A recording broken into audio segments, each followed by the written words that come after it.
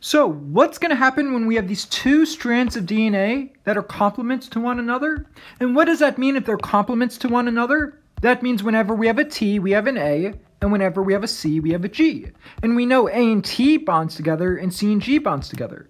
But what's going to happen if we have these two strands of DNA that are complements? We know they're going to bond. They're going to bond forming a double-stranded DNA molecule. So they're going to form these hydrogen bonds forming this double-stranded DNA molecule. And this process is referred to as hybridization. So when we just have single-stranded DNA molecules that are just single-stranded and separate, however, once they form that bond, they hybridize together. They hybridize together, forming these hydrogen bonds, forming this double-stranded DNA molecule. And we know the way these hydrogen bonds work. For example, this pair of hydrogen bonds would represent these hydrogen bonds. And we know whenever we have AT forming hydrogen bonds, they form two pairs of hydrogen bonds. We see these two pairs. However, whenever we have GC bonding base pairing, they form these three pairs of hydrogen bonds. So we see these three pairs of hydrogen bonds, and etc. However, we know they hybridize, forming this double-stranded DNA molecule. So now we have a double-stranded DNA. So now I want to introduce you to this term referred to as the TM. So every strand of DNA has its own unique TM. For example, let's say we have this double-stranded DNA molecule. And let's say it's 100 base pairs long. So let's say we have 100 base pairs. And let's say every single base pair is an AT base pair. So this is an AT base pair, and this is an AT base pair, and this is AT. So let's say we have 100 of those AT base pairs. This strand of DNA is going to have its own TM. And let's say we have this double-stranded DNA molecule, which is again 100 base pairs long. However, in this double-stranded DNA molecule, each base pair is a GC. This is a GC base pair, and this is a GC base pair, and this is a GC base pair, etc. So now we have these two strands of DNA, 100 base pair long strands of DNA. However, we know they both have their own TM. This strand of DNA has a TM of 150 degrees Celsius. This strand of DNA has a TM of 250 degrees Celsius. So what is this TM, and what does this TM tell us? Well, first let's focus on this strand of DNA, this 100 base pair long, all AT base pair double-stranded DNA molecule.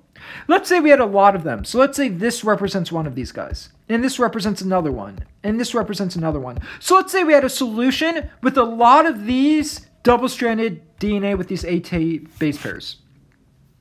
And let's say as we add heat, we know when we add heat, we overcome these hydrogen bonds. When we add heat, we overcome these hydrogen bonds, breaking these hydrogen bonds. So as we add heat, we break these double bonds and we essentially denature this double-stranded DNA molecule. So as we add heat, we denature some of these double-stranded DNA molecules.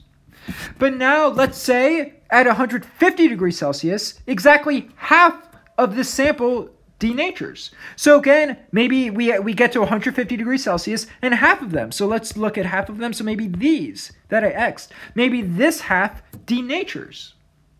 So now we know once we reach 150 degrees Celsius, half of them denature. And maybe as we increase the temperature more, now more of them will denature. However, we know the temperature that's required to denature half of them is 150 degrees Celsius. And that's the TM of this strand of DNA. So that's what a TM is. The TM is the temperature required to denature half of our sample of that DNA. So again, we have this 100 base pair GC base pairs, and let's say we had a lot of them. We had a lot of these samples, a lot of these double-stranded GC base pairs. And let's say as we add heat, some of them denature.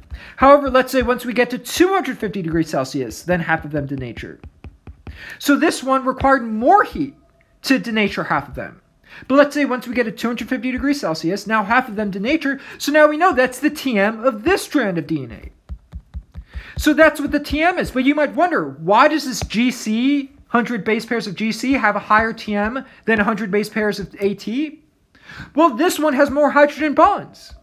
Again, this one would have 200 hydrogen bonds. We have 100 base pairs, and each one has 2. So this has 200 hydrogen bonds. However, this one has 300 hydrogen bonds. 300 base pairs, and each one has 3 hydrogen bonds. So this one simply has more hydrogen bonds, so that's why it requires more heat to denature half of our sample.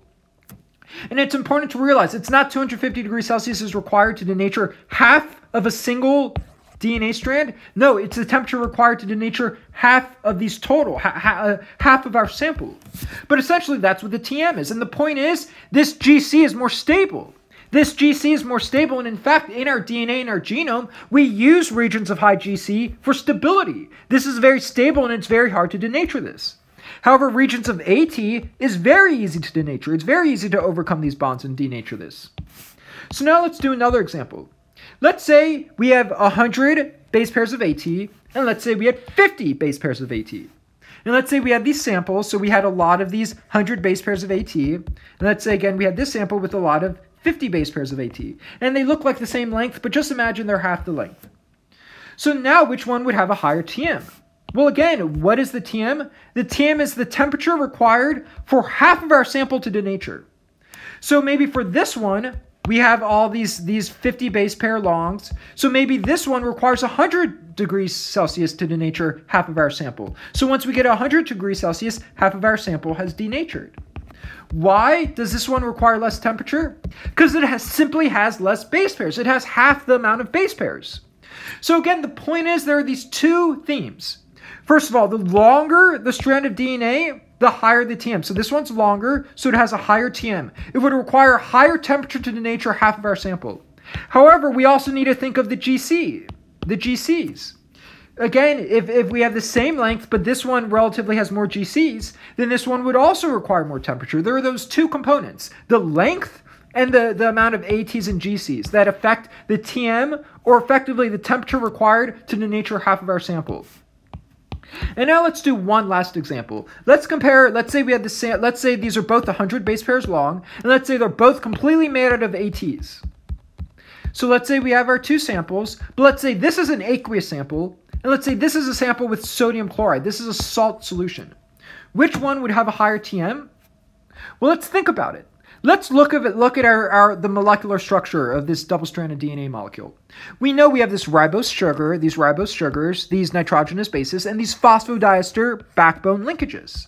And we know we have these oxygens with these formal charges of -1. So we have a lot of these negatively charged oxygens.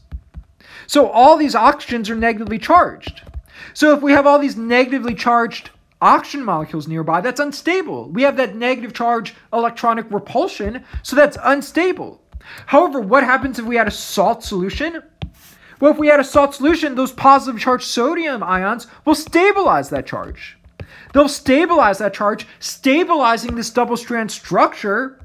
So it stabilizes this double-strand structure, so therefore it would require more heat to denature. With this sodium solution would have a TM of 200 degrees Celsius. And again, depending on the concentration of sodium would affect the TM.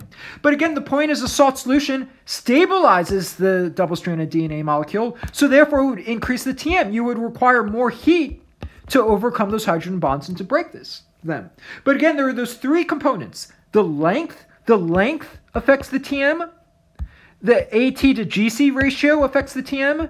And the salt solution affects the TM. But again, the TM is just the temperature required to denature half of your sample of a particular double-stranded nucleic acid sequence.